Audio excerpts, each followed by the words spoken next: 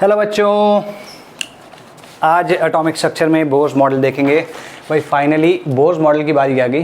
ठीक है, Bohr's model अब तक के मॉडल्स में जो हमने पहले पढ़े हैं और जो आज पढ़ेंगे उनमें सबसे सटीक है।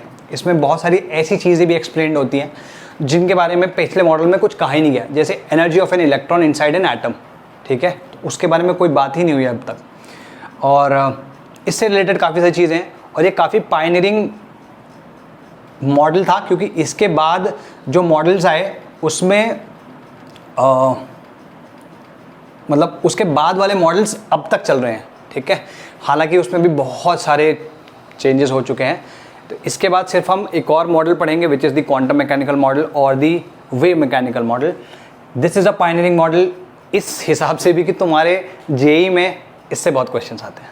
ठीक, तुम्हारे स्कूल में देख सकते हैं मे बी कुछ क्वेश्चन तो इससे पूछ ही लेगा, बट इससे न्यूमेरिकल्स काफ़ी सारे आते हैं और क्वांटम नंबर एक जो नेक्स्ट चीज़ आती है उससे भी आते हैं। तो इसके बारे में देखते हैं भाई।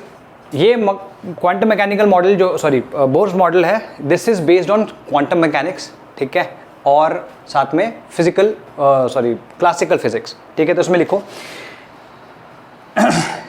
Bohr's model for hydrogen and hydrogen like atoms. इसमें ये चीज़ ध्यान देने की है कि जो इसने मॉडल दिया है ये वो हाइड्रोजन या हाइड्रोजन जैसे एटम्स के लिए दिया, आयंस के लिए दिया है। ठीक है, लिखो Bohr's model is for hydrogen and hydrogen like one electron species. Hydrogen like one electron species, bracket में लिख लेना हाइड्रोजेनिक स्पीशीज। हाइड्रोजेनिक कहीं पे पूछ सकता है हाइड्रोजेनिक स्पीशीज कौन सी होती है, जो कि एक इलेक्ट्रॉन सिस्टम होता है। न्यूक्लियस में उसके कितने भी प्रोटॉन्स हो डजेंट मैटर, लेकिन उसके बाहर एक ही इलेक्ट्रॉन होगा। ठीक है, which is based upon classical law of physics and quantum mechanics. Which is based on classical law of physics and quantum mechanics. ये दो चीजें याद रखना भाई। ठीक है, तो ये जब तुमने देख लिया तो let's talk about postulates now. ठीक है, इसके पोस्टुलेट्स बहुत ध्यान से सुनना है। ठीक, कुछ चीजें इसने क्या करी थी कि रदरफोर्ड के मॉडल से बोरो कर ली, और मतलब जो कि उसमें कंट्रोवर्शियल था वो भी इसने काफ़ी बोरो किया। ठीक, लेकिन कुछ चीज़ें उसमें से उसने एक्सप्लेन कर पाया और कुछ चीज़ें एक्सप्लेन नहीं गई। कौन कौन सी चीज़ें एक्सप्लेन कर पाया वो हम देखेंगे। Let's make first postulate. First postulate क्या है? पहला पोस्टुलेट है आपका कि nucleus atom has two parts. ठीक है, atom has two parts, one is the nuclear part and another one is the extra nuclear part. ये तुम रदरफोर्ड मॉडल में भी देख चुके हो, उसने भी ये कहा था कि एक न्यूक्लियर पार्ट है और एक एक्स्ट्रा न्यूक्लियर पार्ट है। न्यूक्लियर पार्ट के अंदर तुम्हारे प्रोटॉन्स और न्यूट्रॉन्स होते हैं, और जो बाहर जो इलेक्ट्रॉन है, ठीक है, बाहर जो इलेक्ट्रॉन है उसमें तुम्हारे बाहर का जो स्पेस है उसमें इलेक्ट्रॉन्स होते हैं। ठीक है, और electrons are revolving around the nucleus. ठीक है, तो इसमें लिख लो एटम हैज टू पार्ट्स, या atom is compose of two parts. First is nuclear part and the other next one is extra nuclear part. ठीक है, तो न्यूक्लियर पार्ट में लिखो it is that part of the atom which contains protons and neutrons, और bracket में लिख लेना it is called nucleus। ठीक है, इट इज कॉल्ड न्यूक्लियस। हालांकि जो मॉडल है ये 1913 में 1913 में आया था, और जो न्यूट्रॉन की डिस्कवरी हुई थी वो 1931 में हुई थी। तो ये जो न्यूट्रॉन इसमें एग्जिस्ट करता है ये मैं लिखवा रहा हूँ, या बुक्स में इस तरीके से दिया है। बोर ने ये नहीं बोला था, बट क्योंकि न्यूक्लियस के हमें पता है कि न्यूक्लियस में प्रोटॉन एंड न्यूट्रॉन दोनों होता है, तो हम इसको अभी से ऐसे बता रहे हैं। ठीक है जी, नेक्स्ट लिखो the extra nuclear part contains the electron, और सेकेंड पॉइंट लिखना कि the electron moves in circular orbit around the nucleus। ठीक है जी। अच्छा, अब इसके ऊपर जो अट्रैक्टिव फोर्स लग रहा होगा, ठीक है, इस इलेक्ट्रॉन के ऊपर अट्रैक्टिव फोर्स लग रहा होगा वो इलेक्ट्रोस्टैटिक फोर्स होगा, और इसके ऊपर एक सेंट्रीफ्यूगल फोर्स लग रहा होगा, सेंट्रीफ्यूगल फोर्स लग रहा होगा। ठीक है, ये ध्यान रखना। तो इसमें लिख लो the the attractive force acting on the electron is electrostatic in nature. The attractive force acting on the electron is electrostatic in nature, and the force acting away from the center is the centrifugal force. Force acting away from the center is centrifugal force. Physics में देखोगे centrifugal force इसके equal आता है, और अगर physics का ही दूसरा लें तो Q1 Q2 upon R square. ठीक है, considering that this distance is R. ठीक है, अभी इस पे ज़्यादा और कुछ करने की जरूरत नहीं है, बस ये ध्यान रखना है कि ये ऑर्बिट जो होगा वो सर्कुलर ऑर्बिट होगा, electron will be revolving around it. अब तुम बोलोगे सर ये तो रदरफोर्ड ने भी बोला था, ये इसने इसको लेके कौन सा बड़ा तीर मार दिया. ठीक है, तो थोड़ा सा संयम रखो, पेशेंस रखो, अपने आप समझ में आएगा. ये चीज़ उसने एक्सप्लेन नहीं करी कि ऐसा क्यों होगा कि सर्कुलर ऑर्बिट में ही एग्जिस्ट करेगा, लेकिन उसने एक चीज़ कही कि जिन सर्कुलर ऑर्बिट में इलेक्ट्रॉन रहेगा वो उनकी एनर्जी चेंज नहीं होगी, इलेक्ट्रॉन की एनर्जी उसमें चेंज नहीं होगी. Why he did not tell, लेकिन उसने एक पोस्टुलेट दिया, वो पोस्टुलेट भी मैं लिखवाता हूँ. तो पहली चीज़ें लिख ली. ठीक है जी, नेक्स्ट लिखो. ठीक है, close circular orbit. Close circular orbit लिखना है इसको, क्लोज्ड सर्कुलर ऑर्बिट. ठीक है, या फिर शेल, इसको शेल भी कहते हैं भाई, क्लोज सर्कुलर ऑर्बिट और शेल. ठीक है, ये फर्स्ट पोस्टुलेट हो गया. सेकंड पोस्टुलेट लिखो. The orbits, these closed circular orbits are called stationary orbits. These closed circular orbits are called stationary orbits.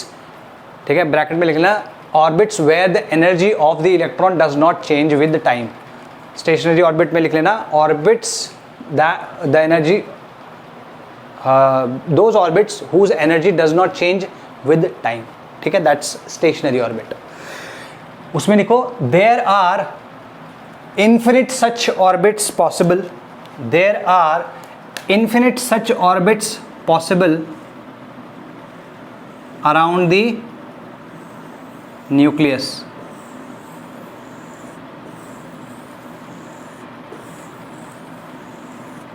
ठीक है जी, हालांकि ये बिल्कुल कॉन्सेंट्रिक नहीं है, लेकिन ये लिख लो कि यहाँ पे एटलीस्ट बनाने में तो नो कॉन्सेंट्रिक नहीं है.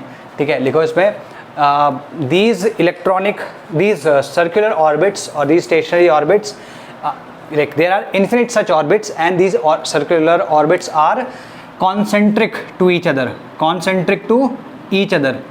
अभी जब मैंने ये लिखा तो तब तुम्हें कुछ याद आया होगा, KLMNO, ये हमने पढ़ा है पहले, है ना, याद होगा. तो लिखो these orbits are arranged concentrically around the nucleus. They are called KLMNO, starting with the first या closest orbit to the nucleus, starting from the closest orbit to the nucleus. तो अगर तुम इसको नाम करना चाहोगे, नामकरण क्या होगा इसका भाई, KLMNO. ठीक है, या फिर हम इन्हें नंबर भी कर सकते हैं. नंबर करेंगे तो ये कौन सा ऑर्बिट हो गया, फर्स्ट, ये सेकंड, ये थर्ड, ये फोर्थ और ये फिफ्थ. ठीक है जी, तो हम इसको करस्पॉन्डिंगली लिख सकते हैं. This is 1, this is second orbit, ये थर्ड ऑर्बिट है, ये फोर्थ ऑर्बिट है, फिफ्थ ऑर्बिट है. तो ऐसे लिख सकते हैं n = 1 2 3 4 5. ठीक है, तो अगर मान लो ये कभी भी अल्फ़ाबेट में यूज़ हुआ तो हम कहेंगे शेल्स. याद होगा हमने पढ़ा है ये KLMN शेल्स पढ़े हमने, MN तक पढ़े हमने, O भी नहीं पढ़ा था. लेकिन ये समझो OPQRSTV जितने भी आगे तक जा सकते हो, सारे के सारे शेल्स पॉसिबल हैं. वो ज़रूरी नहीं है कि ये इलेक्ट्रॉन उन सारे ऑर्बिट्स में एग्जिस्ट करे. ठीक है, हो सकता है कि M तक एग्जिस्ट कर रहे हैं इलेक्ट्रॉन्स, है ना, जितने इलेक्ट्रॉन्स भर सकते हैं उतने एग्जिस्ट यहाँ तक कर रहे हैं. उसके बाद वाले जो है वो खाली हैं, लेकिन एग्जिस्ट ज़रूर करेंगे, ये ध्यान रखना. सेम वे N 1 2 3, अगर इनको 1 2 3 4 बोलूँगा तो इनको ऑर्बिट कहा जाएगा. ठीक है, ये ध्यान रखना, ये नॉमेनक्लेचर है, बाकी कुछ नहीं है इसमें, ऐसा कोई टेक्निकल चीज़ नहीं है. ठीक, गॉट इट. तो ये हो गए तुम्हारे शेल्स और ये हो गए तुम्हारे ऑर्बिट्स. ठीक है, अब नेक्स्ट पॉइंट लिखो जो कि सबसे इंपॉर्टेंट पॉइंट है इस पूरे के पूरे पोस्टुलेट्स का. थर्ड पॉइंट लिखो, only those orbits out of the infinite circular orbits, only those only those orbits out of the infinite number of circular orbits will be possible around the nucleus, where the electron has angular momentum as an integral multiple of h upon 2 pi. ठीक है, angular momentum मतलब अगर मान लो इसमें घूम रहा है, ठीक है जी, इसमें इलेक्ट्रॉन घूम रहा है, तो इसका जो एंगुलर मोमेंटम होगा that should be an integral multiple of h upon 2 pi. h is the what? h is the Planck's constant upon 2 pi. 2 pi तो तुम जानते ही हो, उसका मल्टीपल होना है इंटीग्रल मल्टीपल. अगर कोई ऑर्बिट इस कंडीशन को फॉलो करता है तो वो एग्जिस्ट करेगा, और अगर इस कंडीशन को फॉलो नहीं करता है तो वो एग्जिस्ट नहीं करेगा. That's the point it is making. दोबारा बोल रहा हूं, out of all the infinite orbits only those orbits will be possible where the electron will have angular momentum equal to integral multiple of h upon 2 pi. तो angular momentum जैसे देखो भाई, linear motion होता है तो momentum जो होता है लीनियर मोमेंटम वो m into v, mass into velocity होता है. और अगर हम एंगुलर मोमेंटम बोलते हैं तो that is equal to mass into, या मास नहीं होता, वो moment of inertia into angular momentum होता है, सॉरी एंगुलर वेलोसिटी होता है. तो उतना नहीं जा रहे यहाँ पे, जस्ट mvr समझ लो इसको. ठीक है, m is the mass of the electron, v is its velocity moving in the orbit and r is the radius of that orbit. ठीक है, तो यूँ समझो जो ये बोलना चाह रहा है वो है ये थर्ड पोस्टुलेट जो है उसका मतलब है ये mvr is equals to n. n is the integer, h upon 2 पाई का इंटीग्रल मल्टीपल है, या तुम कह सकते हो होल नंबर मल्टीपल है. ठीक, होल नंबर मल्टीपल में क्या आएगा? n equals to 1 2 3 4. ठीक है, n इक्वल्स टू 1 2 3 4 का मतलब क्या हुआ? यहाँ पर जो n है वो तुम्हारा नंबर ऑफ ऑर्बिट को बता रहा है. तो n, अगर मैं फर्स्ट ऑर्बिट की बात करूंगा तो n इक्वल्स टू 1 है, तो the moment angular momentum will be equal to h upon 2 pi. ठीक, तो पहले इसमें ऐसे लिख लो, m क्या है? m e, इसको m e कर लो, v e कर लो, r इज द रेडियस. तो m e is the mass of electron, ये तुम्हें पता होता है. ठीक है, v ये नहीं पता मैं, ये हम निकालेंगे, ये हमें आएगा आगे, निकालने को आएगा. r n मान लो, r n मतलब nth ऑर्बिट का radius, r n radius of nth orbit, n means number of orbit. कौन से ऑर्बिट में है? Number of orbit. I hope कि ये बहुत ज़्यादा डार्क ना हुआ हो भाई, आजकल लाइट का आना जाना ऐसा ही लगा है बाबू. ठीक है, h यहाँ पे क्या हो गया? h is your Planck's constant, Planck constant. ठीक है जी, ये क्लियर हुई है बात? बस इतना हो गया, m e v r n n h. तो where were we? Yes, so this is what you have. ठीक, अगर मैं ऐसे बताना चाहूँ इनके टर्म्स में तो ये लिख लिया होगा, इसको मैं मिटा रहा हूँ, इसका स्क्रीनशॉट ले लिया करो. ठीक है, जो मोस्टली रिटर्न होता है उसका स्क्रीनशॉट ले लिया करो. बाकी जो बोलने वाली चीज़ों की मैं ट्राई करूँगा मैं धीमे धीमे बोलूँ.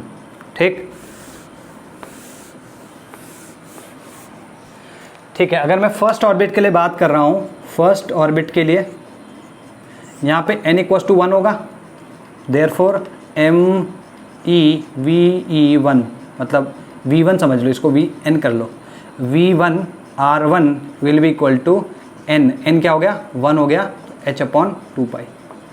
सेम वे सेकेंड ऑर्बिट के लिए क्या आएगा? n equals to 2 m e v2 r2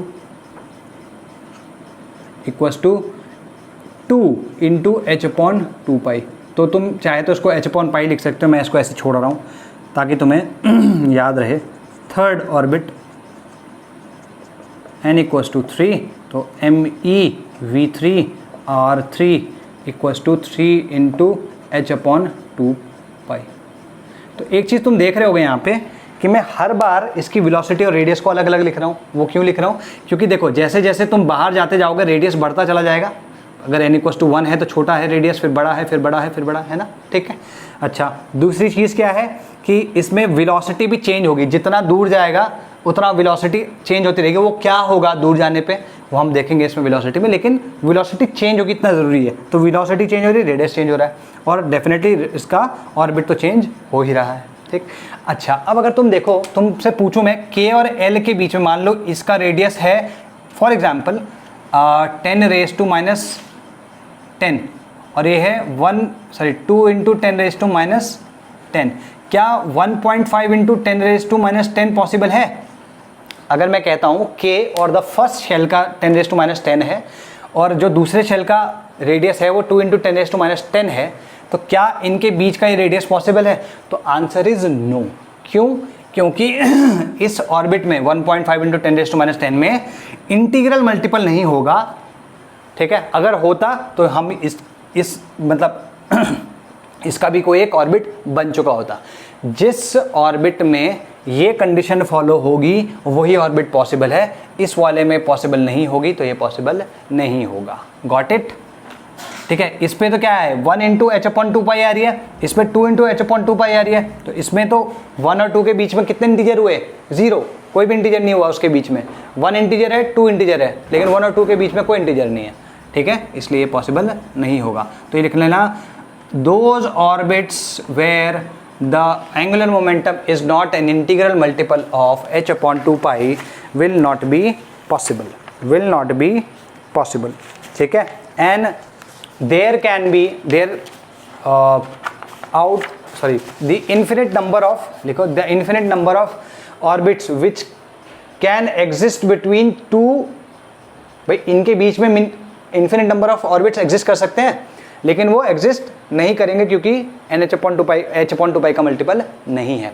ये बात को मैं घुमा के वही बात 2-3 बार बोली है, बात सिर्फ इतनी है, अगर h/2π का मल्टीपल होगा तो एग्जिस्ट करेगा, नहीं तो नहीं करेगा। सिंपल हो गया। सेकेंड चीज़ इसमें लिखो कि ईच एनर्जी स्टेट, हर एनर्जी स्टेट के साथ एक एनर्जी जुड़ी हुई है। जैसे अगर मैं बात करूं, ऐसे डेजिग्नेट कर रहा हूँ, ज़रूरी नहीं है कि हम इसी नाम से बोलेंगे। इस ऑर्बिट के साथ जो एनर्जी जुड़ी है उसको मैं EK बोल देता हूँ, इसके साथ जो एनर्जी जुड़ी है उसको मैं EL बोल देता हूँ, इसके साथ जो एनर्जी जुड़ी है हम उसको EM बोल देते हैं। ऐसे करके MNO, EM, EN सब पॉसिबल हो जाएगा ना, EN, EO, है ना, है ना, ये पॉसिबल हो जाएंगे ऐसे कि नहीं? तुम इसको ऐसे भी पूरा कर सकते हो, ये ऊपर थोड़ा सा जगह नहीं है, तुम इसको लिख लेना ढंग से। Got this? तो अगर तुम यहाँ पे देख रहे हो तो पहले इसमें लिखो, every orbit has a particular amount of energy attached to it. Every orbit has a particular amount of energy attached to it, ठीक है। तो particular amount of energy attached to it, ठीक। The closer the electron to the, या closer the orbit to the nucleus, lower will be its energy. दोबारा बोल रहा हूं, the closer the orbit to the nucleus the lower will be its energy. तो हम यहां पे कह सकते हैं EK is less than EL is less than EM is less than EN and so on, ठीक है ना, इन्फिनिटी तक। और E इन्फिनिटी क्या होगा? 0। इन्फिनिटी क्या हो जाएगा? 0। इसका मतलब क्या हुआ? The electron has gone out of the influence of the nucleus. अगर इलेक्ट्रॉन न्यूक्लियस की इन्फ्लुएंस से दूर चला गया है तो सिस्टम ही नहीं बचा, एटम ही नहीं बचा, एक न्यूक्लियस अलग हो गया, इलेक्ट्रॉन अलग हो गया, तो इनके बीच में अब कोई एनर्जी बची ही नहीं, तो एनर्जी क्या हो गई? 0। Got this? तो अगर ये कह रहा हूं मैं इनको कि ये लेस देन इससे है, भाई ये सबसे ज़्यादा एनर्जी है ना, तो अगर 0 सबसे ज़्यादा एनर्जी है तो बाकी सब कैसे होंगे? नेगेटिव। ये ध्यान रखना, all these values will be negative in nature. अब वो नेगेटिव का मतलब क्या होता है वो हम देखेंगे, टेंशन मत लो। नेगेटिव इन नेचर ये लिख लेना, ठीक है जी। अच्छा, इसी चीज़ को मैं अगर यहाँ पे लिखना चाहूँ तो मैं इसको एनर्जी को लिख सकता हूँ E1।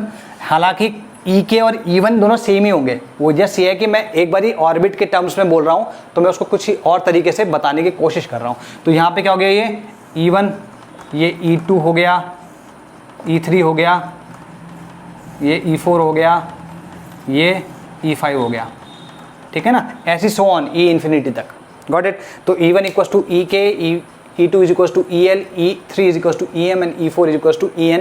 इस तरीके से ये कोई ज़रूरी नहीं है कि तुम इस तरीके से याद रखो, बस ये है कि किसी भी ऑर्बिट, चाहे तुम उसको शेल्स में याद रखो, चाहे तुम ऑर्बिट्स में याद रखो, जिसमें तुम याद रखना चाहते हो उसी में रखो और इन एनर्जीज को ऐसे डेजिग्नेट कर देना, इतना क्लियर है।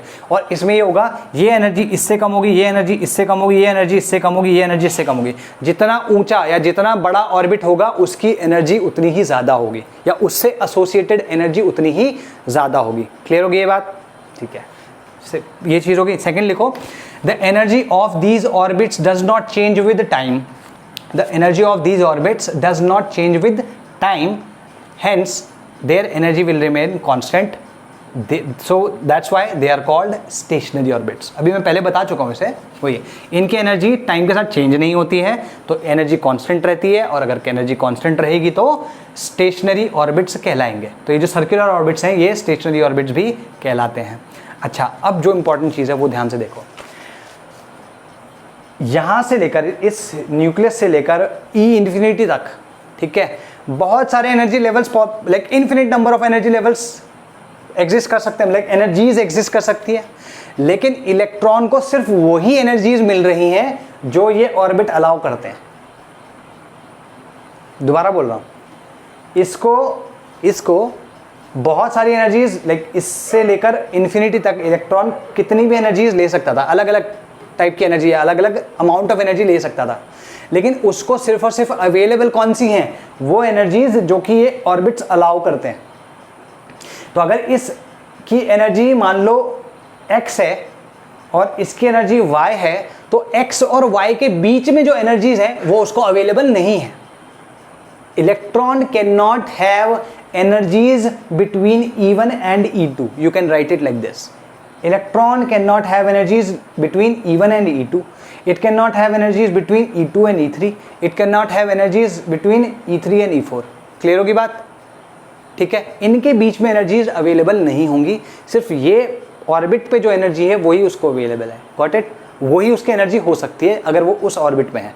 उसके अलावा जिस ऑर्बिट में होगा उसकी एनर्जी, मान लो अगर वो फोर्थ ऑर्बिट में है तो उसकी एनर्जी E4 होगी, अगर वो सेकंड ऑर्बिट में है तो उसकी एनर्जी E2 होगी, उसके अलावा और कुछ नहीं हो सकती। ठीक है, और E2, E3, E4 के अलावा 2 से लेकर 4 के बीच में ये E3 ही अवेलेबल है, उसके अलावा कोई एनर्जी ये ले ही नहीं सकता। तो हम ये कह सकते हैं, बिकॉज, लिखो इसमें, because electron can have only a fixed value of only fixed values of energies, we can say that the energy is quantized. ये याद होगा, जब कभी भी किसी क्वांटिटी को कुछ फिक्स वैल्यूज ही वो ऑक्यूपाई कर सकता है या ले सकता है, तो हम कहते हैं कि दैट क्वांटिटी इज क्वांटाइज्ड। ठीक है, तो एनर्जी यहाँ पे, energy of the electron in energies के अलावा और कोई एनर्जीज वो ले ही नहीं सकता, तो हम कहेंगे the energy of the electron in the orbit, या फिर energy of the orbit is quantized, got it?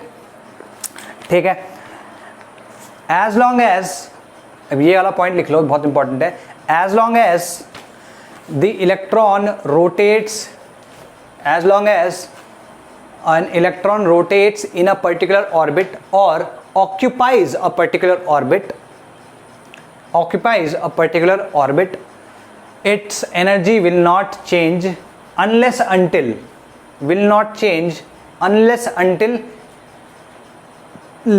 it absorbs energy or loses energy. मान लो E3 पे है, इस पे घूमता रहेगा तो उसकी एनर्जी हमेशा कांस्टेंट रहेगी, चेंज नहीं होगी।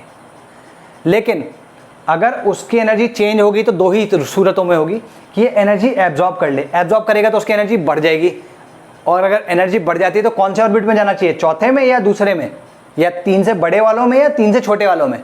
3 से बड़े वालों में। जब एनर्जी बढ़ती है तो ऑर्बिट बड़ा होता है, सिंपल सी बात है। एनर्जी बढ़ेगी तो ऑर्बिट बड़ा होगा। मैंने क्या बताया था, है ना? इस चीज़ को यहाँ पे भी लिख सकते हो तुम, E1 less than E2 less than E3 less than E4 less than E infinity, इस तरीके से लिख सकते हो इसको। क्लियर होगी बात? तो अगर इसकी एनर्जी बढ़ेगी, अगर इसने फोटोन को एब्जॉर्ब या एनर्जी एब्जॉर्ब करी तो क्या होगा, इसकी एनर्जी बढ़ जाएगी तो ऑर्बिट बड़ा हो जाएगा, तो ये हमेशा अपर ऑर्बिट्स में चला जाएगा। तो एनर्जी एब्जॉर्ब करने पे अपर ऑर्बिट्स में चला जाता है। दूसरा चीज़, अगर एनर्जी भाई इसमें घूम रहा है तब तक तो ठीक है, लेकिन अगर एनर्जी लूज कर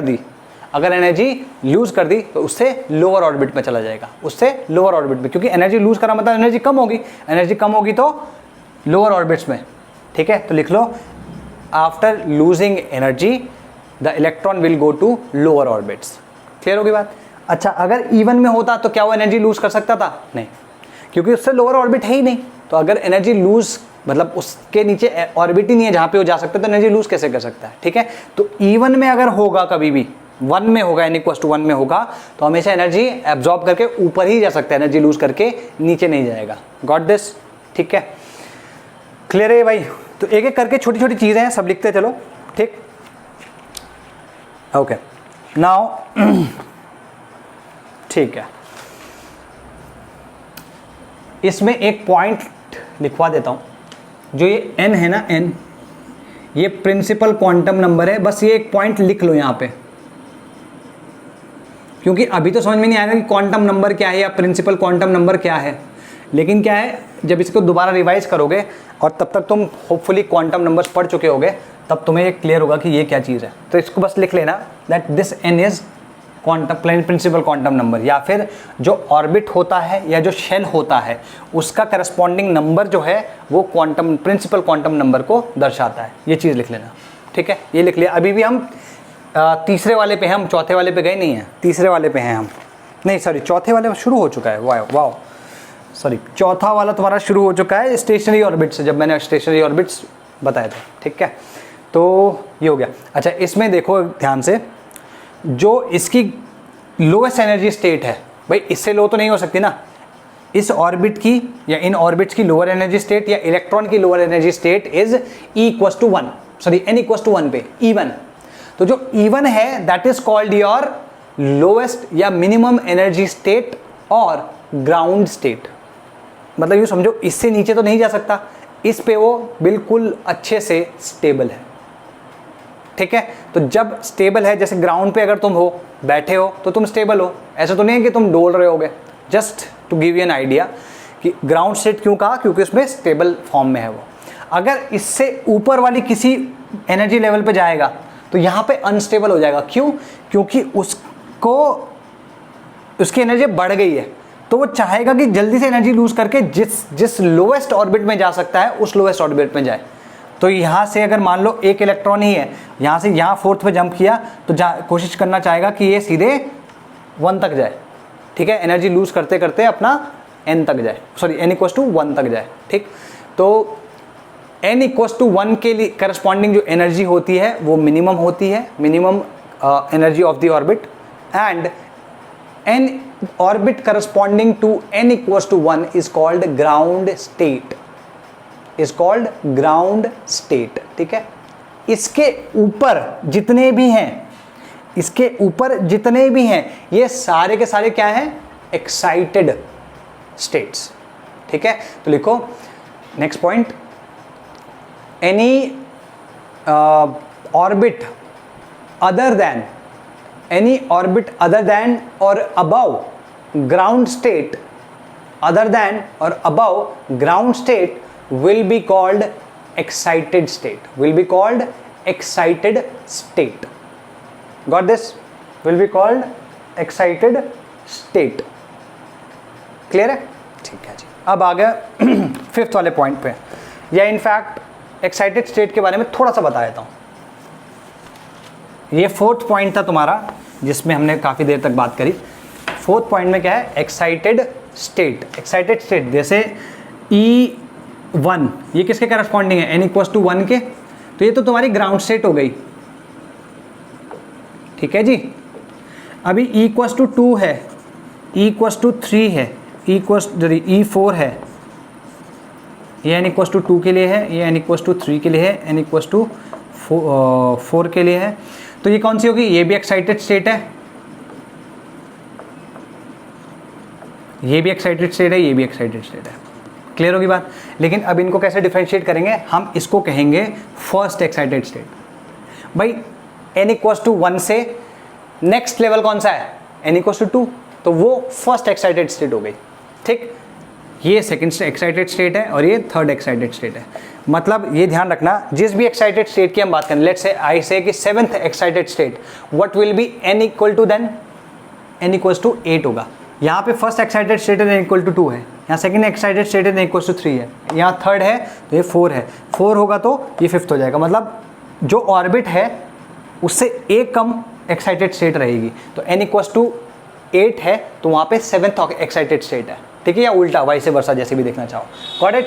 तो ये ध्यान रखने वाली चीज़ है। इस तरीके से तुम्हारे क्वेश्चन आते हैं जिसमें वो बोलेगा इलेक्ट्रॉन तुम्हारा फिफ्थ एक्साइटेड स्टेट में है, तो फिफ्थ एक्साइटेड स्टेट का मतलब क्या हुआ, that it is at in the sixth orbit, n equals to 6 है वहाँ पे।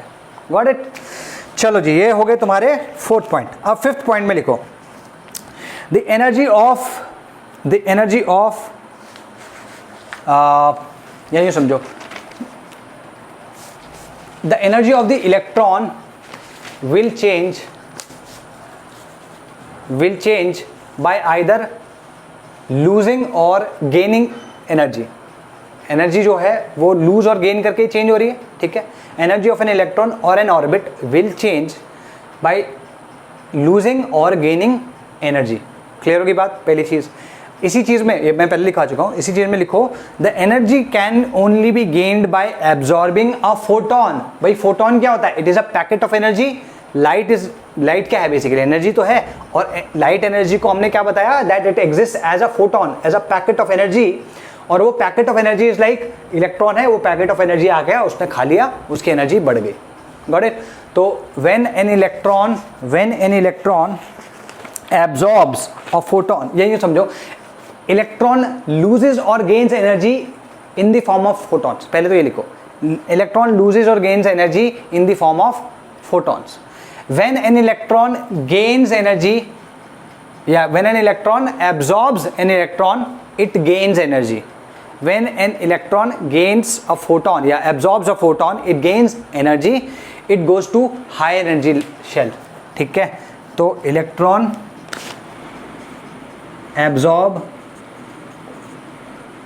ठीक है जी, गेन एनर्जी, और अगर एनर्जी गेन कर दिया तो मूव टू हायर ऑर्बिट। ठीक है, और अगर इलेक्ट्रॉन एमिट्स अ फोटोन, उसने एक फोटोन एमिट कर दिया, मतलब उसने लूज कर दी एनर्जी और मूव्स टू लोअर ऑर्बिट। ये ध्यान रखना। ठीक है जी, it moves to lower orbit. ठीक है, क्लियर होगी बात। This movement of electron, this state higher energy state when required energy is absorbed. ठीक है, this movement of electron from lower to higher or higher to lower orbit is called transition, of an electron, transition of an electron. ठीक है, ध्यान रखना है, क्योंकि ये terms है ना, जैसे ट्रांजिशन, ये क्वेश्चन में आएगा। अगर अभी नहीं पता होगा तो फिर क्वेश्चन में भी समझ में आएगा ट्रांजिशन की क्या बात हो रही है। तो अगर मैं कहता हूं भाई चौथे से पहले पे जा रहा है, तो electron transited from fourth to the first orbit, या the transition involved the movement of electron from the fourth to the first orbit. या फिर अगर मैं कहता हूं थर्ड से फिफ्थ में जा रहा है, मतलब अभी अप जा रहा है, तो क्या होगा, the transition of electron involved movement of electron from the third to the fifth orbit. That's it, और कुछ नहीं, इतना ही है। ठीक है, तो ये ट्रांजिशन कहलाता है। Got it. नाउ लिखो इसमें एनर्जी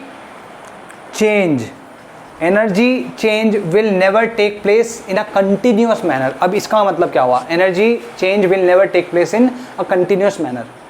भाई देखो, इसकी कुछ एनर्जी है, इसकी कुछ एनर्जी है, इसकी कुछ एनर्जी है। अगर सेकंड से थर्ड पे जाना है, लेट्स से कि मैं कहता हूँ सेकंड वाले की एनर्जी है 4 electron volt, let's say third वाले की एनर्जी है 7 इलेक्ट्रॉन वोल्ट्स। दोबारा बोल रहा हूँ, सेकंड वाले की एनर्जी 4 इलेक्ट्रॉन वोल्ट है, थर्ड वाले की एनर्जी 7 इलेक्ट्रॉन वोल्ट है। लेट्स से अगर सेकंड से थर्ड में जाना है तो कितनी एनर्जी की जरूरत है? 3 इलेक्ट्रॉन वोल्ट की, जो इनके बीच में डिफरेंस है उसी की तो जरूरत है। अगर उससे कम हुआ तब क्या होगा? अगर उससे कम हुआ तो ये ट्रांजिशन नहीं होगा। मान लो मैं उसको 1.5 इलेक्ट्रॉन वोल्ट दे देता हूँ, 2 इलेक्ट्रॉन वोल्ट दे देता हूँ या 2.5 इलेक्ट्रॉन वोल्ट दे देता हूँ, तो there will be no transition. Transition तभी होगा जब उसको एग्जैक्टली उतनी ही एनर्जी मिल जाएगी जितनी उसकी ज़रूरत है, पहली चीज़।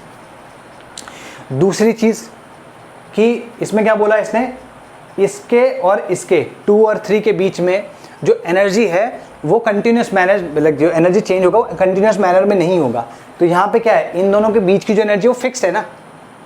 हम इसको थोड़ी सी और जैसे कि ये 4 इलेक्ट्रॉन वोल्ट बताई थी, मैं इसको थोड़ी सी और थोड़ी सी एनर्जी देता हूँ, 4.1 इलेक्ट्रॉन वोल्ट कर देता हूँ इसकी एनर्जी को। Will anything happen? नो।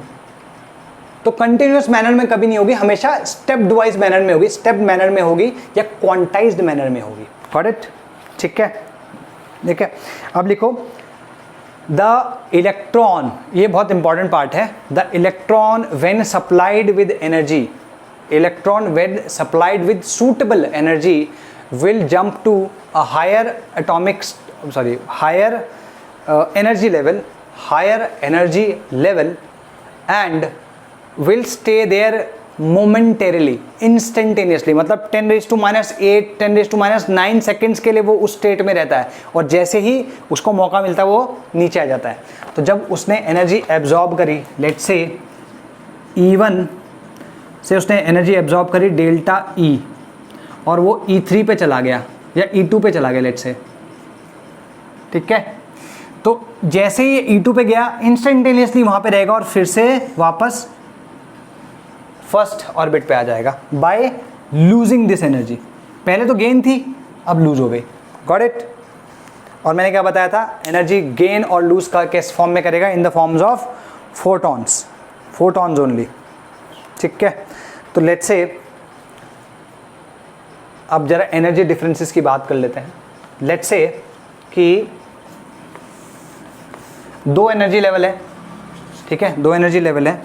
मैं इसे इस तरीके से लिख रहा हूँ, एक एनर्जी लेवल है En1 और एक एनर्जी लेवल है En2। ये केस मैं ले रहा हूँ किसका?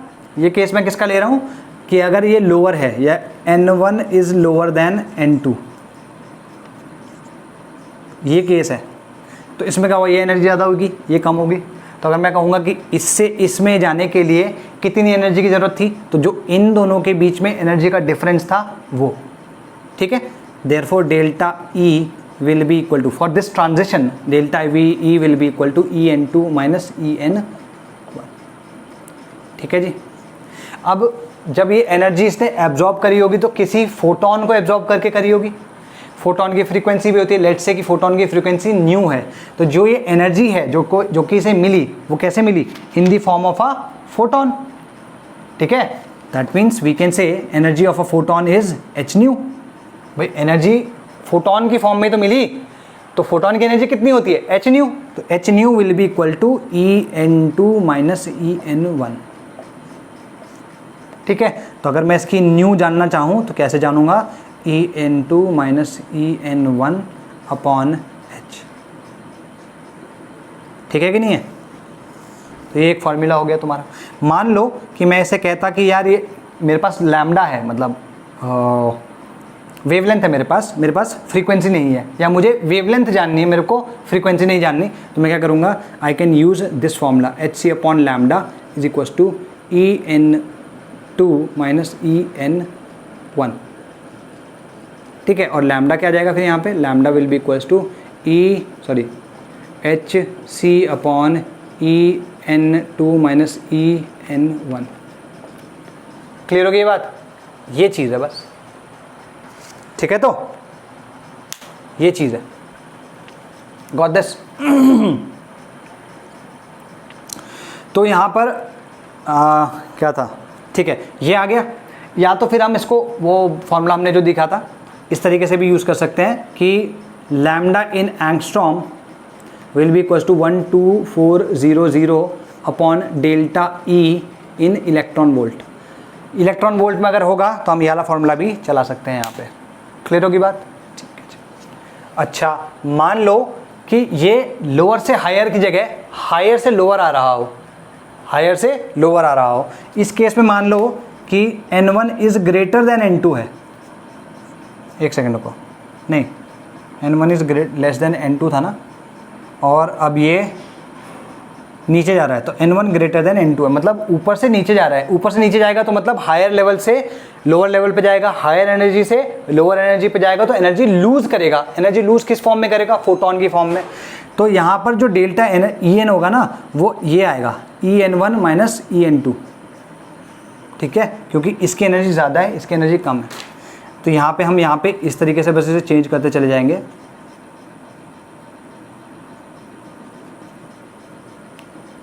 ये दोनों केसेस अलग अलग लिख लेना भाई, जैसे मैं यहाँ पे कर रहा हूँ ऐसे मत कर लेना, ठीक है। तो ये आ गया तुम्हारा सेम, सब चीज़ें सेम रहेंगी। इसका एक जेनेरिक फार्मूला मैं दे सकता हूँ, वो जेनेरिक फार्मूला क्या है? इन सबको मिटा दो, वो जेनेरिक फार्मूला है तुम्हारा ये, इर्रिस्पेक्टिव ऑफ कि N1 बड़ा या N2 बड़ा, तुम्हें क्या करना है?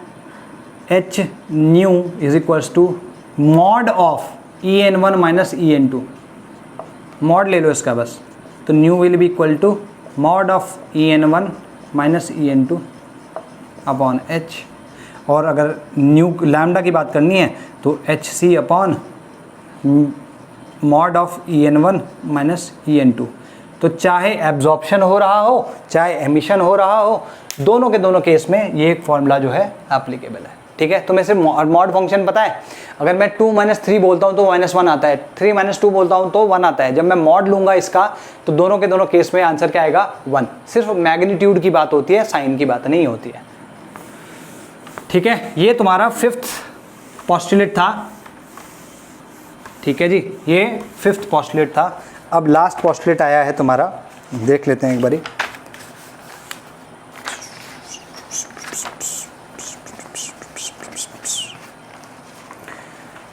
सूटेबल एनर्जी लिखवा चुका हूँ, if amount of energy given to the energy. अच्छा एक चीज़ और लिख लेते हैं, ठीक है। तो एमिटेड एब्जॉर्ब्ड वाला सब समझ में आया कि नहीं आया? एक बार लिखवा देता हूँ। अगर ये एनर्जी एब्जॉर्ब्ड की बात है तो एनर्जी एब्जॉर्ब्ड में क्या होगा? जैसे अगर मैं 2 से 3 में जा रहा हूँ, या 1 से 2 में जा रहा हूँ, या 1 से 3 में जा रहा हूँ, या 1 से 4 में जा रहा हूँ, 4 से 5 में जा रहा हूँ, या ऐसे किसी उसमें जा रहा हूँ, तो ये फोटोन को एब्जॉर्ब करेगा। क्यों? क्योंकि लोअर से हायर में जा रहा है।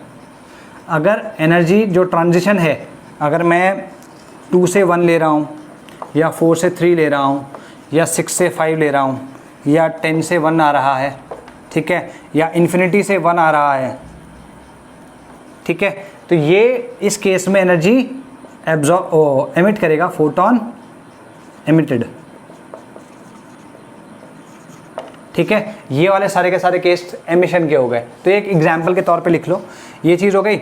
अच्छा, इसका अगर मैं ग्राफ बना, तुम्हारा टेबल बनाना चाहूँ तो इस तरीके से मान लो ये n=1 है, =2 है, 3 है, 4 है, 5 है, 6 है, 7 है। तो ये 1 2 3 4 5 6 7। तो ये जो ट्रांजिशन होंगे, जैसे यहाँ से यहाँ गया, यहाँ से यहाँ गया, इनको ऐसा करता है डिफरेंट कलर से मैं बना देता हूँ ताकि तुम्हें क्लैरिटी रहे, ठीक है। अगर मैं ब्लू से कर रहा हूँ तो ब्लू वाले सारे के सारे एब्जॉर्प्शन वाले हैं, ये पॉसिबिलिटीज़ क्या हैं? एब्जॉर्प्शन वाली हैं। मैं तो हालांकि फर्स्ट से सीधे लेके जा रहा हूँ, तुम थर्ड से भी कर सकते हो इस तरीके से,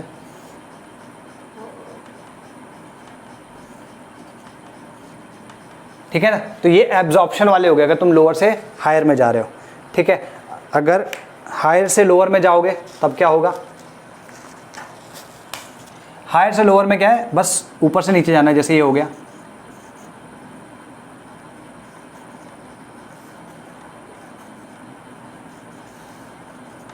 ठीक है। तो इस तरीके से जो भी ट्रांजिशंस होंगे वो लोअर जाने वाले होंगे। अब एक इंपॉर्टेंट चीज़ है इस पोस्टुलेट की, वो लिखवा देते हैं, फिर उसके बाद लास्ट पोस्टुलेट लिखाएंगे। वो ये है कि मान लो उसको इतनी एनर्जी फर्स्ट ऑर्बिट में है, मान लो उसे इतनी एनर्जी मिल जाए कि वो लास्ट ऑर्बिट E=∞ पे चला जाए, तो उसमें क्या होगा? वो इन्फ्लुएंस ऑफ द न्यूक्लियस से बाहर चला गया, न्यूक्लियस की इन्फ्लुएंस से बाहर चला गया। ये एनर्जी उसकी क्या कहलाएगी? आयनाइजेशन एनर्जी, ठीक है, तो लिखो if enough amount of energy is given to the electron, if enough amount of energy is given to the electron by absorption of photon, by absorption of photon to reach E infinity, to reach E infinity, it will get out of the influence of the nucleus, it will get out of the influence of the nucleus. The electron then will then come out of the atom, the electron will then come out of the atom, and this energy will be called its ionization energy, this energy will be called its ionization energy.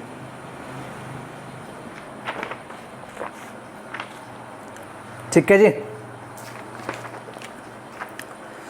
most will be converted to, ठीक है।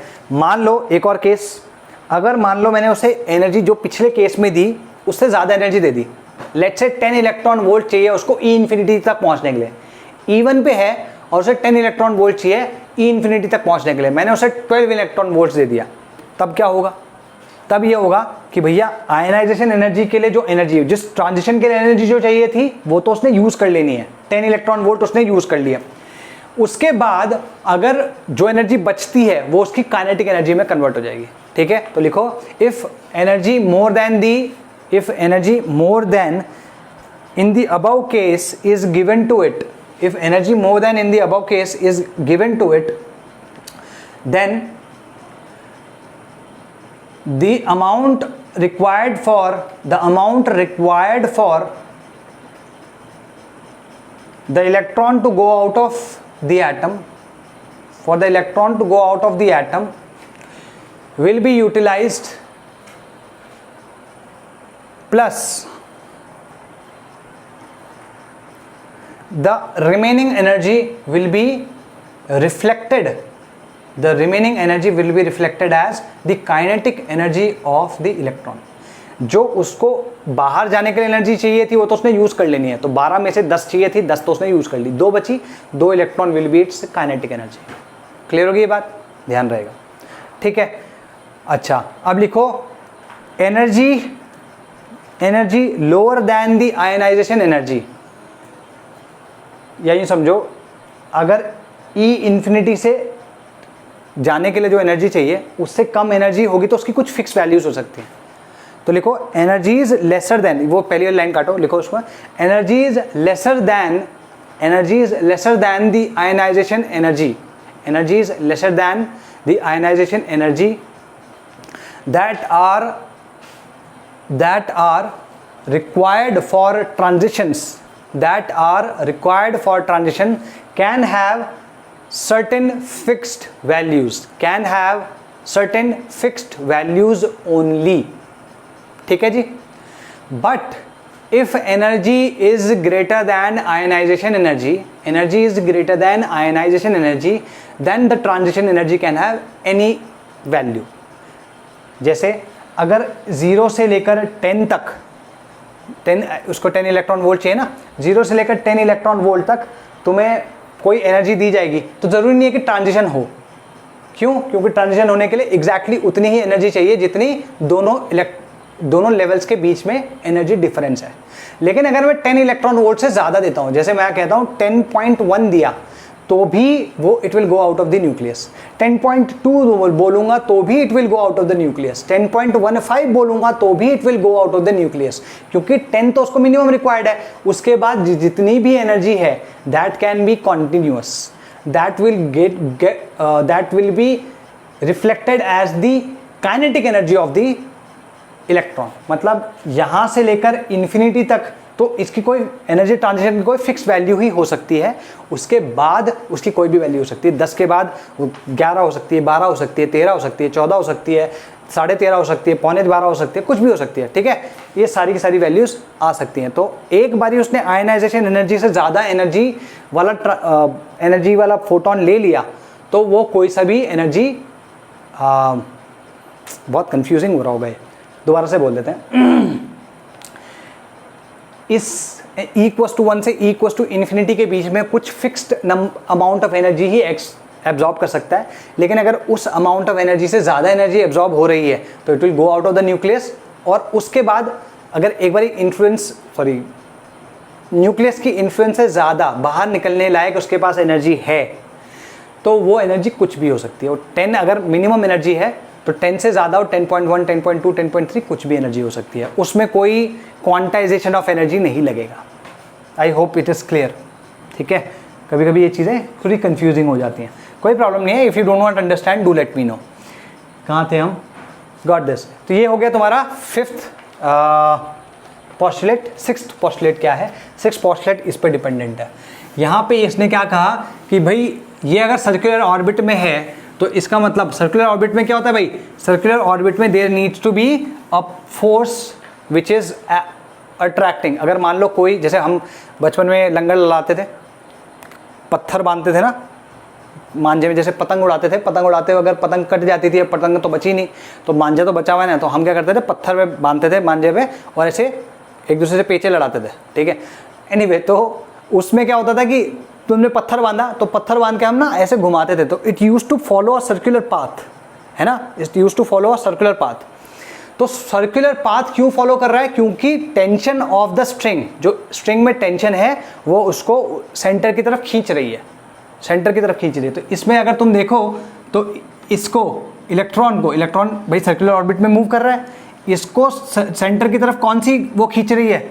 Force, electrostatic force. This is equal to KQ1Q2 upon R square, KQ1Q2 upon R square. ठीक, अच्छा, इसी पत्थर के ऊपर एक बाहर लगता हुआ फोर्स भी था, ठीक है, which is called centrifugal force, जिसकी वैल्यू mv²/r है। अब इस केस में लेट्स से कि इसका जो एटॉमिक नंबर है वो Z है, तो इसके अंदर जो चार्ज होगा वो Z ही होगा। इलेक्ट्रॉन के ऊपर चार्ज जो क्या है? E है। तो हम कह सकते हैं therefore net force should be 0, net force should be 0। ठीक है, तो क्या आएगा? KQ1Q2 upon R square. ये Rn है, किसी भी nth ऑर्बिट की बात हो रही है यहाँ पे, और यहाँ पे क्या आएगा? mv² upon Rn। ठीक है, तो हम ये कह सकते हैं KQ1Q2 अपॉन, या फिर इनफैक्ट हम इसको Z और E दोनों डाल सकते हैं, ZE² upon Rn equals to mv²। ये ध्यान रखना है भाई, ये एक तुम्हारा और फॉर्मूला हो गया। तो तुमने यहाँ पे 3 फॉर्मूले देखे। पहला फॉर्मूला किस चीज़ का देखा था? पहला फॉर्मूला तुमने देखा, सबसे पहला फॉर्मूला कौन सा था? एक तो ये हो गया, एक डेल्टा ई वाला हो गया। सबसे पहला फॉर्मूला कौन सा था भाई? अरे मैं क्यों भूल रहा हूँ भाई? सबसे पहला फॉर्मूला था तुम्हारा, अच्छा हाँ, E इक्वल्स टू ई नहीं, angular momentum is equals to NH/2π, mvr equals to NH/2π। तो यहाँ पे मैं तीनों फॉर्मूले लिख रहा हूँ। एक फॉर्मूला तुम्हारा ये हो गया, और एक फॉर्मूला हो गया तुम्हारा mvn/rn इक्वल्स टू NH/2π, और थर्ड है तुम्हारा delta E equals to h nu और hc/λ। तो ये 3 फॉर्मूले तुम्हें याद रखने हैं, इंपॉर्टेंट चीज़ें हैं ये n है, हाँ ये n है, ये h है। ठीक है, तो ये तीनों फॉर्मूले तुम्हें याद रखने हैं, बहुत बहुत इंपॉर्टेंट है। कितना टाइम हो गया? 53। ठीक है, बाकी की बातें करते हैं। ये फॉर्मूलों से हम आगे चीज़ें डिराइव करेंगे। ठीक है, इसको मिटा देते हैं। अब इसमें लिखो मेरिट्स एंड लिमिटेशंस। मेरिट्स और लिमिटेशन की बात कर लेते हैं कि इसके मेरिट क्या है और इसके लिमिटेशंस क्या है। तो जो लिमिटेशंस मैं बताऊंगा ये सारे के सारे लिमिटेशंस तुम्हारे NCERT में है, और कुछ चीज़ें भाई हमने डेफिनेटली पढ़ी नहीं है, लेकिन मैं लिखवा रहा हूँ। ठीक है, और लिखवा दूंगा तो बाद में हम उनको देख भी लेंगे कि उनका मतलब क्या है। ठीक है, तो what you need to do is basically, अच्छा यहाँ पे मैंने कुछ लिखवाया ना, इसमें बस ये लिख लेना, electrostatic force will be equal to the centrifugal force, और फिर बाकी फार्मूला तुमको मैं लिखवा ही चुका हूँ, छोड़ दो इसको। अब बात करते हैं मेरिट्स और लिमिटेशन। तो मेरिट्स में लिखो, फर्स्ट मेरिट, द एक्सपेरिमेंटल, इस मॉडल की मेरिट कैसे चेक हुई? The experimental value of radii and energy in hydrogen atom. तो हाइड्रोजन एटम के जब रेडियाई को चेक किया गया और उनकी एनर्जीज को चेक किया गया, तो वो इसके कैलकुलेशन, जो इनकी कैलकुलेटेड वैल्यू थे उसके काफ़ी आसपास आई। तो लिखो the experimental value of radii and energies in hydrogen atom are in good agreement with that of the calculated values of Bohr model, with that of the calculated values of Bohr's model. Second लिखो Bohr's concept of stationary state of electron. ये जो stationery state का concept उन्होंने बताया, क्यों होगा ये नहीं बताया, लेकिन जो होगा उससे एक्सप्लेन क्या होता है कि ये एब्जॉर्प्शन और जो हाइड्रोजन स्पेक्ट्रा जो भी हम पढ़ेंगे उसको एक्सप्लेन कर देता। लिखो Bohr's concept of stationary orbits, Bohr's concept of stationary orbits explains the absorption and emission spectra of hydrogen और hydrogen like atoms, hydrogen like species कह लो, not atoms, hydrogen like species. ठीक है, नेक्स्ट लिखो the experimental values of the spectral lines. ये लिख लो, इसको अगर नहीं भी समझ में आ रहा है स्पेक्ट्रल लाइन्स क्या है तो वो समझ में आ जाएगा, don't worry about it, but लिख लो इसको। The experimental values of spectral lines of hydrogen spectrum, the experimental values of spectral lines of hydrogen spectrum are in close agreement by the calculations of with the calculations of Bohr's theory, with the calculations of Bohr's theory। तो ये 3 point जो हैं ये तुम्हारे school में पूछे जा सकते हैं, जेई में ऐसा कोई रेलेवेंस नहीं है इसलिए बहुत ज़्यादा वो भी नहीं कर रहा हूँ, बस इनको लिख लेना। अभी इसमें जो थर्ड पॉइंट है वो आगे अभी हम हाइड्रोजन स्पेक्ट्रम देखेंगे, मतलब नॉट टुडे, टुमारो। ठीक है, ठीक है। अब लिमिटेशंस की बात कर लेते हैं। लिमिटेशन, पहली लिमिटेशन तो सिंपली ये है ना कि ये जो मॉडल है ये डिफाइन ही 1 इलेक्ट्रॉन सिस्टम्स के लिए गया है। अब 1 इलेक्ट्रॉन सिस्टम या तो हाइड्रोजन हो सकता है या हाइड्रोजन लाइक स्पीशीज हो सकती हैं। वो हाइड्रोजन लाइक स्पीशीज कौन कौन सी हुई, जैसे एक इलेक्ट्रॉन चाहिए ना, तो He के पास 2 होते हैं, मैं इसको मैं पॉजिटिव चार्ज डाल दूं तो इस पर 1 इलेक्ट्रॉन आ गया। लिथियम के पास अगर मैं 2+ चार्ज डाल दूं तो इसके पास भी 1। बेरिलियम के पास मैं 3+ चार्ज डाल दूं, या बोरॉन के पास मैं 4+ चार्ज डाल दूं, तो इन सब में अगर तुम देखोगे ये आयंस हैं विद 1 इलेक्ट्रॉन इन देम। इनके न्यूक्लियस में चार्ज ज़्यादा हो सकता है, अग्रीड, लेकिन इनके पास इलेक्ट्रॉन जो है वो 1 ही है। इन सारे हाइड्रोजन को मिलाकर ये जो 4 है, इन सारों के लिए ये मॉडल एप्लीकेबल है। अगर तुम बोलो हाइड्रोजन के अलावा सिर्फ सीधे हीलियम की बात करो तो ये मॉडल उसके लिए एप्लीकेबल नहीं है। तो ये किसका सबसे बड़ा लिमिटेशन है। उसके बाद 2-3 छोटे छोटे हैं, लिखो it fails to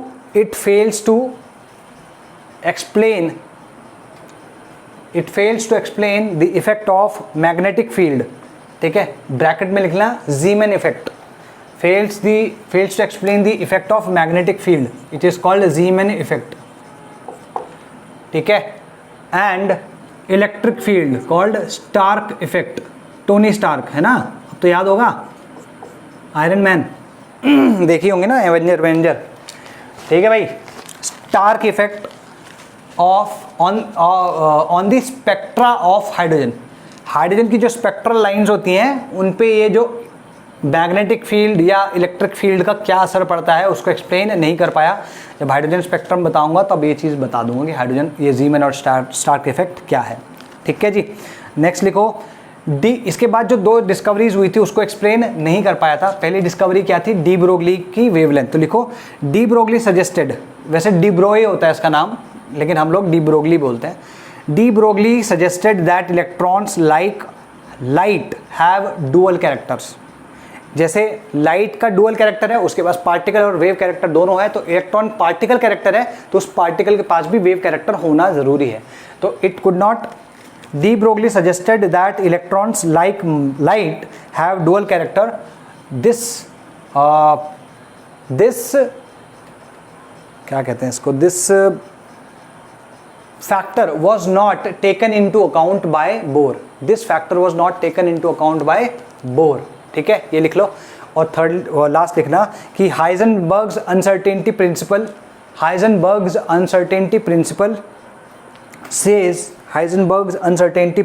says that any subatomic particles position and velocity और मोमेंटम, वेलोसिटी और मोमेंटम दोनों में से कोई सा भी लिख सकते हो। पोजिशन या exact position and momentum, Heisenberg uncertainty principle says that any subatomic particles exact position or momentum cannot be determined with precision simultaneously. Cannot be determined with precision simultaneously. Bohr's model could not explain that. जैसे अगर तुम देखो, हम यहाँ पे velocity भी इसकी निकाल लेंगे और इसका रेडियस ये कितना दूर है इलेक्ट्रॉन्स न्यूक्लियस से वो भी हम निकाल लेंगे, तो हमने प्रिसाइसली पोजीशन भी निकाल ली और प्रिसाइसली वेलोसिटी भी निकाल ली। ये हाइजेनबर्ग अनसर्टेनिटी प्रिंसिपल के हिसाब से गलत है।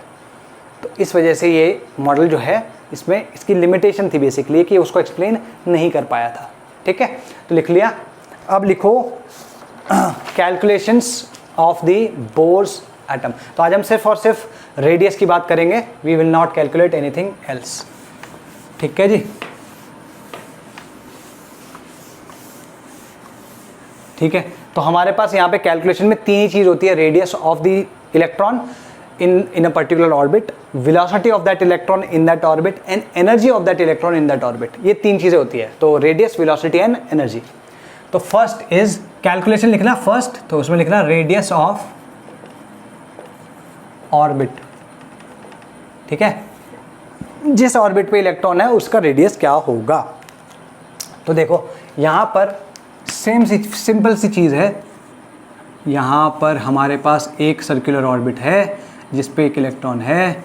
अगर तुम इलेक्ट्रॉन को देखो तो उसकी जो वेलोसिटी है वो एग्जैक्टली इस डायरेक्शन में है, और यहाँ से इसको तुम ज्वाइन करोगे तो ये r हो गया डिस्टेंस, ये r डिस्टेंस हो गया। ठीक है जी, ये r डिस्टेंस हो गया। ये वेलोसिटी तुम्हारी vn हो गई और ये इनफैक्ट rn मान लो। ठीक, इधर जो फोर्स एक्ट कर रहा है that is mv² vn square upon rn, और यहाँ जो फोर्स एक्ट कर रहा है that is E equals to kZe square upon rn square. ये क्या है, इलेक्ट्रॉन है तो इसका चार्ज E हो गया और यहाँ पे चार्ज Ze हो गया। अभी हमने ये देखा ही था, ये दोनों के दोनों फोर्स इक्वल हैं, तो kZe square upon rn equals to mvn square upon rn, sorry. ठीक है जी, यहाँ से क्या आ जाएगा kZe स्क्वायर अपॉन m, या ये समझ लो upon rn equals to mvn square. ये तो एक चीज़ हो गई। दूसरा चीज़ हमें पता है, क्या पता है कि भाई mvr equals to nh upon 2π। ठीक है, क्लियर होगी ये बात। तो ये जो दोनों इक्वेशंस हैं इनको हम ध्यान से देखें तो इसमें kZe m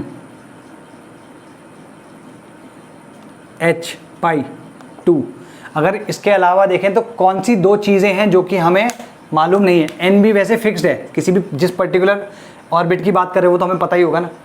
तो हमारे पास यहाँ पे vn है और rn है जो कि अननोन है। दो अननोन, दो equation, can we solve this? Yes. तो क्या कर सकते हैं, इसको स्क्वायर कर दो, क्या आएगा me स्क्वायर vn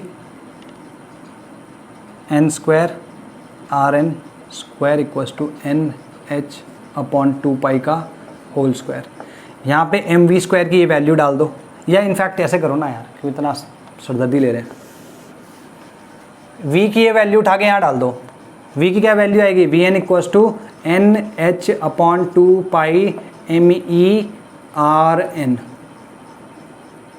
ठीक है, ये वैल्यू आएगी इसकी, सिंपल है। इसको साइड उठा के यहाँ डाल दो, लिख लो kZe square upon rn equals to me into n square h square upon 4π square me square rn square. तो me से ये कट गया, rn से ये कट गया, यहाँ क्या आ जाएगा rn equals to n square h square upon 4π square 4π square me, इसको मैं यहाँ ले आया ना, और me तो नीचे ही है, और इन दोनों को, इन तीनों को मैं यहाँ ले आया, क्या आया kZe स्क्वायर।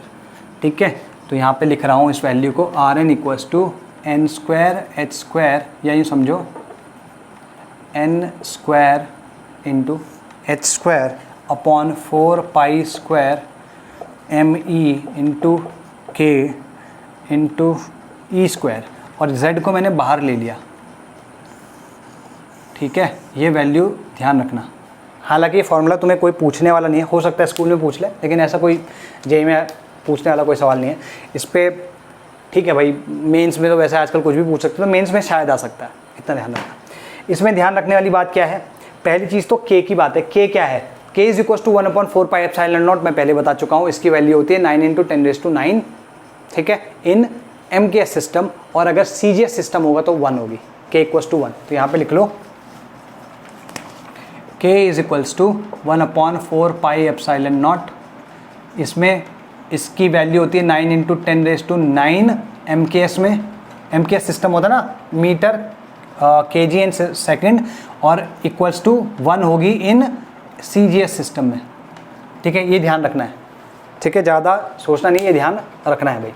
अब हम कहाँ थे, RN ला ब्ला। ठीक है जी, H तुम्हें पता है क्या है, इसकी वैल्यू हमें पता है, 4 हमें पता है, पाई हमें पता है, तो ये तीनों की वैल्यू पता है। ME हमें पता है, K की वैल्यू हम देख ही चुके हैं, E की वैल्यू हमें पता है। तो ये पूरा का पूरा जो है this part, this is a constant. जो वेरी हो सकता है वो ये दो वैल्यूज हैं। हम किस ऑर्बिट की बात कर रहे हैं उस पे n की बात वैल्यू डिपेंड करेगी। हम किस एटम या स्पीशीज की बात कर रहे हैं, मतलब H की बात करें, He+ की बात करें, Li2+ की बात करें, Be3+ की बात करें, या B4+ की बात कर रहे हैं, तो उस पर Z डिपेंड करेगा। क्लियर होगी बात। तो यहाँ पर हम देख सकते हैं that Rn is directly proportional to n², और Rn is inversely proportional to Z, और Rn इज n²/Z। ये ध्यान रखना है। बाकी जो ये इन जनरल ध्यान रखना, that Rn is directly proportional to n²/Z। ठीक है जी, ये क्लियर हो गया। तो इसमें बाकी जितने भी हैं सारे कांस्टेंट है, इफ बस ये दोनों ही हैं तो हम कह सकते हैं इनके ऊपर ये इस तरीके से डिपेंड करता है भाई। ठीक है, तो गॉट इट, ओके।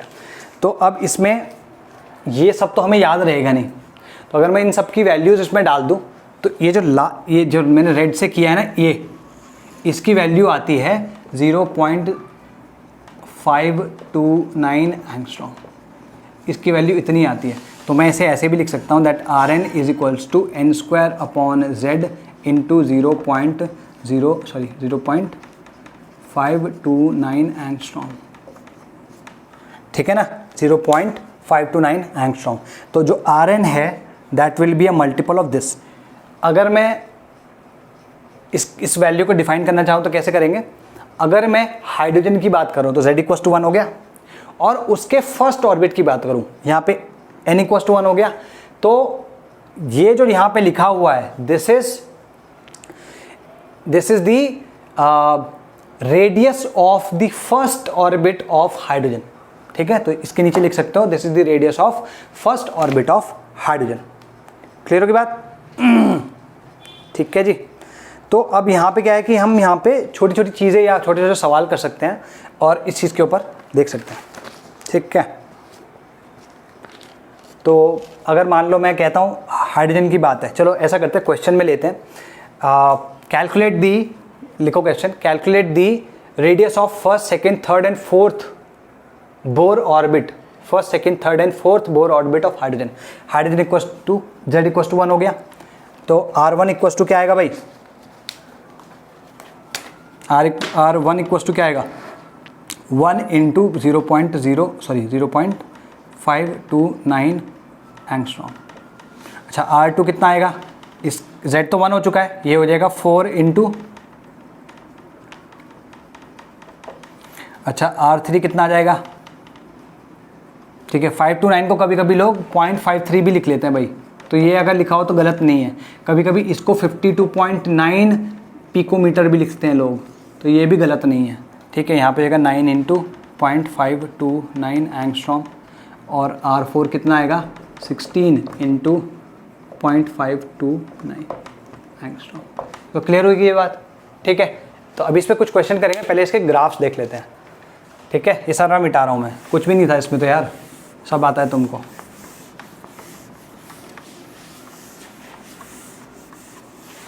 ठीक है जी, ग्राफ्स देखते हैं। अगर मैं बात करूं किसी मतलब इस तरीके से, यहाँ पर En है और यहाँ पे n स्क्वायर है, ठीक है। तो क्योंकि और z कांस्टेंट है, z कांस्टेंट है मतलब किसी एक पर्टिकुलर एटम या स्पीशीज के लिए बात हो रही है, z कांस्टेंट है। तो En और z ये क्या होता है, En equals to some constant c into n square upon z, z भी कांस्टेंट हो गया तो c इंटू एन स्क्वायर हो गया। एन स्क्वायर तुम्हारा x को रिप्रेजेंट करता है, इसको y को, और ये m हो गया। तो y इक्वल्स टू mx आ रहा है, y इक्वल्स टू mx क्या होता है, a line passing through origin.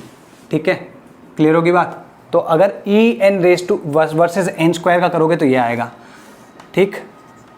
और तुम्हें बता ही रहा हूँ कि केमिस्ट्री में बहुत अलग अलग तरीके के ग्राफ नहीं आते, दो ही तरीके के ग्राफ होते हैं, या तो स्ट्रेट लाइन होगी या कुछ कर्वेचर होगा।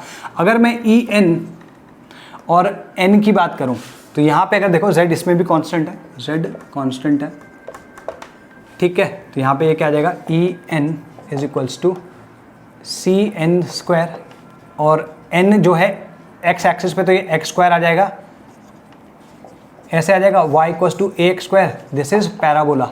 ये तो किसकी होगी, स्ट्रेट लाइन की, ये होगी पैराबोला की। हालांकि शायद अभी तक ना पढ़ा हो, तो पैराबोला क्या है, यहाँ 0 से स्टार्ट होगा और इस तरीके से तुम्हारा ग्राफ आ जाएगा। गॉट इट, ठीक है जी। अब बात कर लेते हैं दूसरे की, ठीक है। यहाँ पर मान लो अब मैं बात कर रहा हूँ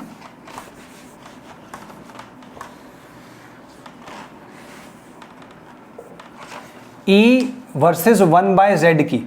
यहाँ पे n कांस्टेंट है, n को अगर मैं कांस्टेंट मानूं तो 1/z की क्या वैल्यू होगी, देखो E is equal to some constant into n square upon z। अगर n भी कांस्टेंट हो गया तो मैं कह सकता हूँ a अपॉन z या a इंटू 1/z, है ना, ये मैं कह सकता हूँ।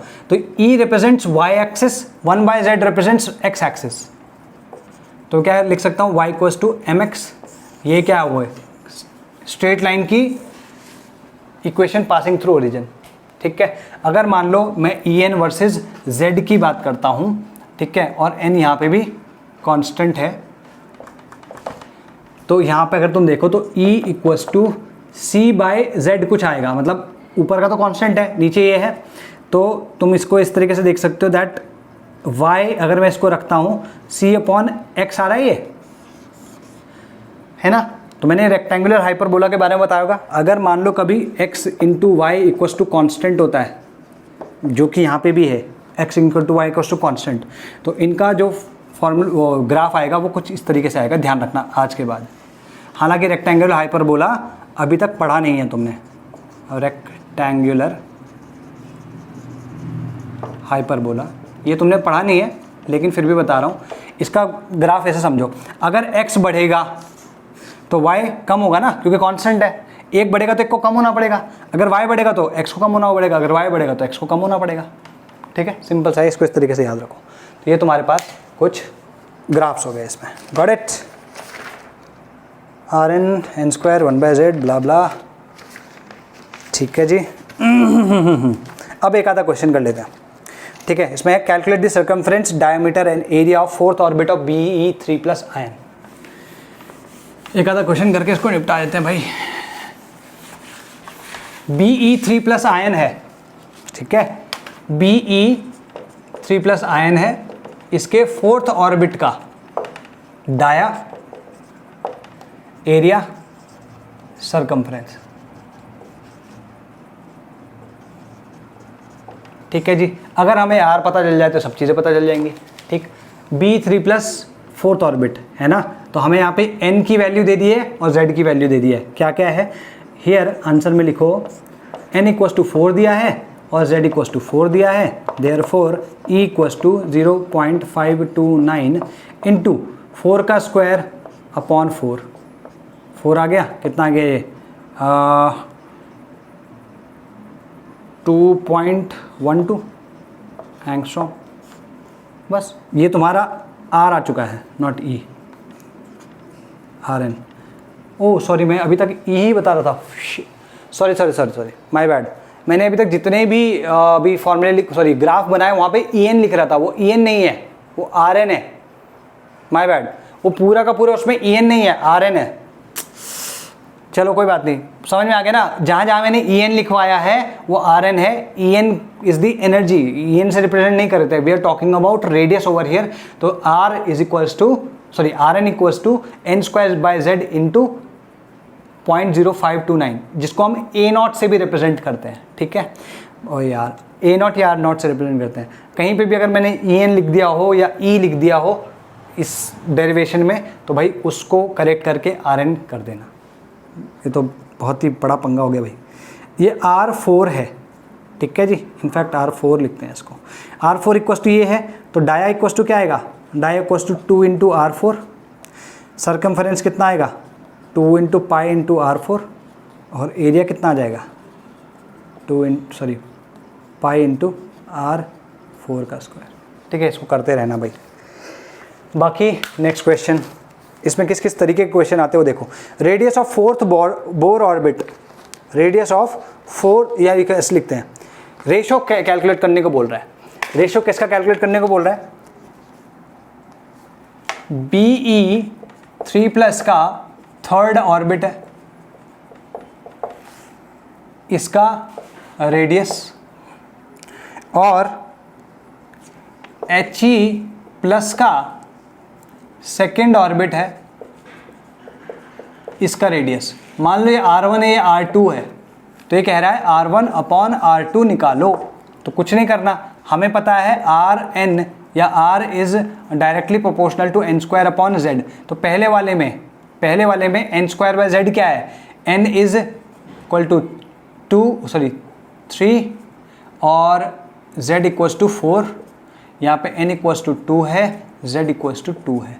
तो यहाँ पे क्या आएगा, 3 का स्क्वायर अपॉन 4 अपॉन, ठीक है, नीचे क्या जाएगा 2 का स्क्वायर अपॉन 2, ठीक है। यहाँ आएगा 9/4 अपॉन 2 इक्वल्स टू 9/8। तो R1 is to R2 will be equal to 9:8, ठीक है, समझ में आ गया। अच्छा, सिमिलरली अगर तुमसे मैं पूछूं radius of fifth orbit Li2+ का, अगर Li2+ का फिफ्थ ऑर्बिट का रेडियस जो है वो x है, R5 इक्वल्स टू x, ठीक है जी, रेडियस। तो He+ के थर्ड ऑर्बिट का R क्या होगा, ठीक है, इन टर्म्स ऑफ x के टर्म्स में। तो कुछ नहीं है, पिछले क्वेश्चन जैसा ही है, हालांकि इसमें थोड़ा डिफरेंट दे दिया। तो कुछ नहीं करना, R मान लो R5 की यहाँ बात हो रही है और R3 की बात हो रही है। अगेन हम n²/z के प्रोपोर्शनल मानते हैं, तो क्या आएगा, ये 5 का स्क्वायर, यहाँ पे z इक्वल्स टू कितना आएगा 3, z इक्वल्स टू 2। तो 5 स्क्वायर अपॉन 3 अपॉन यहाँ क्या आ जाएगा, ये 3 का स्क्वायर अपॉन 2, ये कितना आ रहा है 25 इंटू 2 50 अपॉन 27, ठीक है। तो R5 यहाँ पे दिया हुआ है, R5 इक्वल टू 5 है, सॉरी x है, x upon R3 equals to 50 upon 27। तो R3 equals to 27x upon 50। इस तरीके कुछ क्वेश्चन यहाँ पे बन जाते हैं। बाकी तो सब सिंपल है, कुछ नहीं है इसमें, सब सिंपल चीज़ें हैं, ठीक है जी। ओके, तो अपन कल आगे की बात करेंगे, ठीक है। We will derive energy as well as velocity and then we will look into hydrogen spectrum. चलो बाय बाय, टेक केयर।